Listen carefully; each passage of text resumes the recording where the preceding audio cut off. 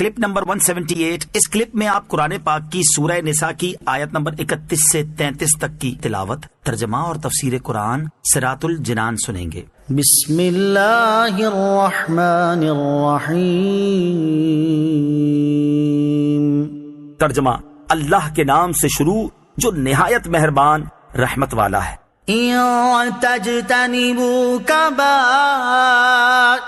ما تنهون عنه نكفر عنكم سيئاتكم وندخلكم مدخلا كريما۔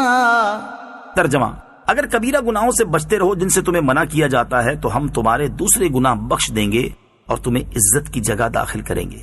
ان تجتنبوا کبائر، اگر کبیرہ گناہوں سے بچتے رہو۔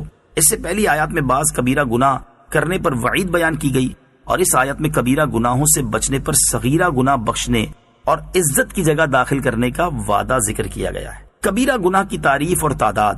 کبیرہ گناہ کی تعریف یہ ہے کہ وہ گناہ جس کا مرتکب قرآن و سنت میں بیان کی گئی کسی خاص سخت وعید کا مستحق ہو۔ کبیرہ گناہوں کی تعداد مختلف بیان کی گئی ہے، چنانچہ 7، 10، 17، 40 اور 700 تک بیان کی گئی ہے۔ نکفر عنکم سیئاتکم، ہم تم سے دوسرے گناہ مٹا دیں گے۔ ارشاد فرمایا کہ اگر تم کبیرہ گناہوں سے بچتے رہو گے اور اس کے ساتھ دیگر عبادات بجا لاتے رہو گے تو ہم تمہارے دوسرے صغیرہ گناہوں کو اپنے فضل سے معاف فرما دیں گے اور تمہیں عزت کی جگہ یعنی جنت میں داخل کریں گے۔ یاد رہے کہ یہ معاملہ بھی اللہ عز و جل کی مشیت اور مرضی پر ہے۔ یہ بیان صغیرہ گناہوں کے متعلق ہے۔ کبیرہ گناہ توبہ ہی سے معاف ہوتے ہیں، البتہ حج مقبول پر بھی یہ بشارت ہے۔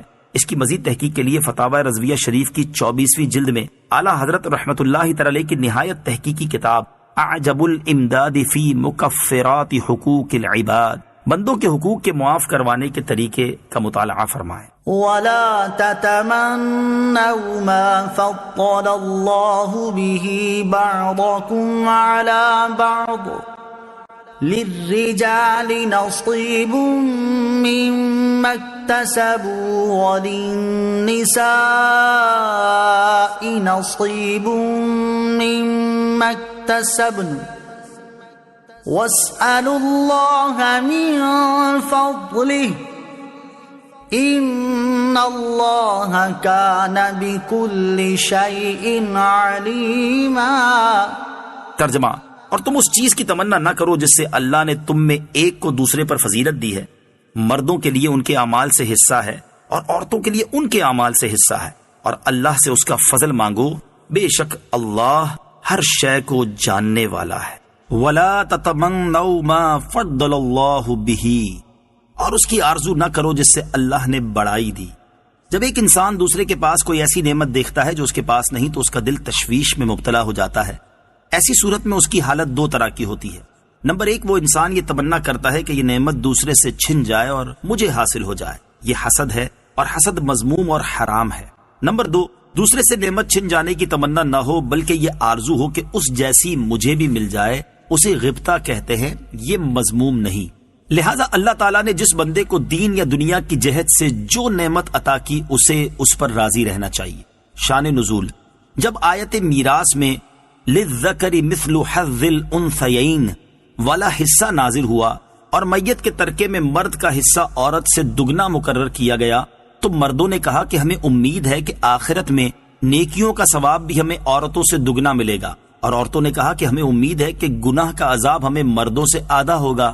اس پر یہ آیت نازل ہوئی اور اس میں بتایا گیا کہ اللہ تعالیٰ نے جس کو جو فضیلت دی وہ عین حکمت ہے، بندے کو چاہیے کہ وہ اس کی قضا پر راضی رہے۔ للرجال نصیب مما اکتسبوا، مردوں کے لیے ان کی کمائی سے حصہ ہے۔ میاں بیوی میں سے ہر ایک کو اس کے اپنے نیک اعمال کی جزا ملے گی، دونوں کا نیک اور پرہیزگار ہونا انہیں اعمال سے بے نیاز نہ کرے گا۔ شان نزول، ام المومنین حضرت ام سلمہ رضی اللہ تعالی عنہا نے فرمایا کہ ہم بھی اگر مرد ہوتے تو جہاد کرتے اور مردوں کی طرح جان فدا کرنے کا ثواب عظیم پاتے۔ اس پر یہ آیت کریمہ نازل ہوئی اور انہیں تسکین دی گئی کہ مرد جہاد سے ثواب حاصل کر سکتے ہیں تو عورتیں شوہروں کی فرما برداری اور پاک دامنی سے ثواب حاصل کر سکتی ہیں۔ وَاسْأَلُوا اللَّهَ مِن فَضْلِهِ، اور اللہ سے اس کا فضل مانگو۔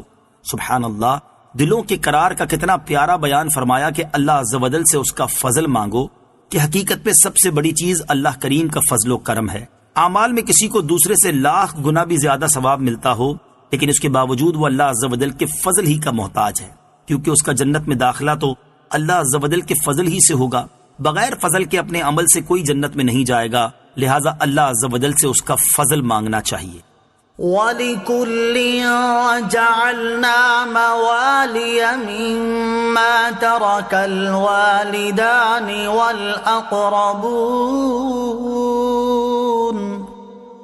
وَالَّذِينَ عَقَدَتْ أَيْمَانُكُمْ فَآتُوهُمْ نَصِيبَهُمْ إِنَّ اللَّهَ كَانَ عَلَى كُلِّ شَيْءٍ شَهِيدًا۔ ترجمہ، اور ماں باپ اور رشتہ دار جو کچھ مال چھوڑیں ہم نے سب کے لیے اس مال میں مستحق بنا دیے ہیں، اور جن سے تمہارا معاہدہ ہو چکا ہے انہیں ان کا حصہ دو، بے شک اللہ ہر شے پر گواہ ہے۔